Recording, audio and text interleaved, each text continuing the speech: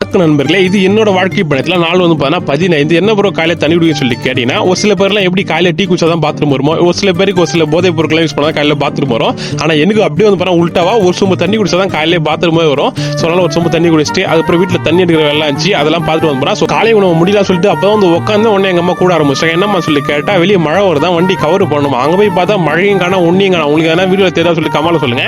So அதுக்கப்புறம் cover போலாம் சொல்லிட்டு பார்த்தா அதுலேயும் கொஞ்சம் மிஸ்டேக் கொடுத்துட்டேன். அந்த சைடு கவர் வந்து என்ன தூக்கி போட்டேன். அதுக்கப்புறம் அதெல்லாம் மாத்திட்டு வந்து பாரா. ஸோ இன்னைக்கு என்ன சாப்பாடு வந்து பாரா, வீட்டில் புளி சாதம் தான். ஆனால் புளி சாதத்து என்ன காரகம் ஊற்றி சாப்பிட்டு பார்த்தீங்களா, எனக்கு அது ரொம்ப ரொம்ப பிடிக்கும். உங்களுக்கு பிடிக்குமா சொல்லி கமால் சொல்லுங்க.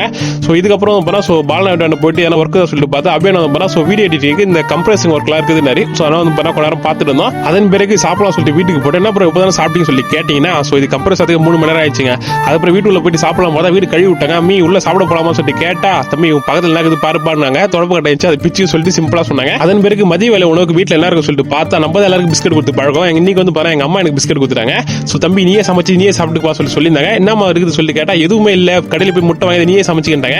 ஸோ நம்மளுக்கு மட்டும் தான் தெரியும் நம்ம எப்படியாப்பட்ட ஒரு செஃப்னு சொல்லிட்டு. அதன் பிறகு கையில் கிடைச்ச ஒரு 4 மசாலா தூக்கி உள்ள போட்டு கச்சாக் பச்சாக்கு சொல்லிட்டு ஒரு ஸ்வைட்டி பிள்ளாரமான சைடில் வந்து தரமும் ஒரு எக்ரேஸ் ரெடி பண்ணிட்டு, ஸோ அதுக்கப்புறம் எடிட்டிங் ஒர்க்கும் கொஞ்சம் இருந்துச்சு, அதெல்லாம் பார்த்துட்டு வந்து பாருங்க. உங்களுக்கு மணி எனிங் பத்தி என்ன தெரிஞ்சுக்கணும் அப்படின்னா, ஸோ இவரை வந்து பாருங்க நான் சொல்ல மாட்டேன். ஏன்னா ஒருத்தர் சூட் ஆவாங்க. எனக்கு இவர் சூட் ஆயிட்டாரு. உங்களுக்கு வேற யாரும் சூட் ஆவாங்க, அவங்க தேடி கண்டுபிடிச்சிங்க. எனக்கு இவர் பர்ஃபெக்டா இருப்பாரு. ஸோ சில விஷயம்லாம் கத்துக்கின்னு ஸோ அதுக்கப்புறம் சாயங்காலம் போல ரன்னிங் போயிட்டு திடீர்னு ஒரு வண்டியில் ஒருத்தர் மீன் எடுத்துட்டு வந்தாரு. அந்த மீனை பார்த்தா பயங்கரமா எவ்வளவு பெரிய மீன் வந்து பாருங்க, ஏதாச்சும் ஒரு 10 கிலோக்கு மேல இருக்குன்னு நினைக்கிறேன். அதுக்கப்புறம் வீடியோ எடுத்து பார்த்துட்டு தலை என்ன வீடியோ எடுத்து போட்டு தலையாரு. ஸோ நம்மளால முடிஞ்ச கடமைகள் செய்வோம் சொல்லிட்டு பார்த்தா ஸோ அந்த மீன் வந்து பண்ணா ஸோ எடுத்து வீடியோ போட்டோம். எங்க பார்த்தோன்னு பயங்கரமா ஷாக்கு. இது ரேட் வந்து பண்ணா 300 சொன்னாங்கன்னு நினைக்கிறேன். ஸோ அப்புறம் வீட்டுக்கு வந்து பண்ணா ஸோ அரிசி வாங்குற வேலை இருந்துச்சு. வீட்டுக்கு தேவையான அரிசிலாம் வாங்கிட்டு வீட்டுக்கு வரப்போ பண்ணா ஸோ கோயிலில் பிரசாதம் கொடுத்தாங்க.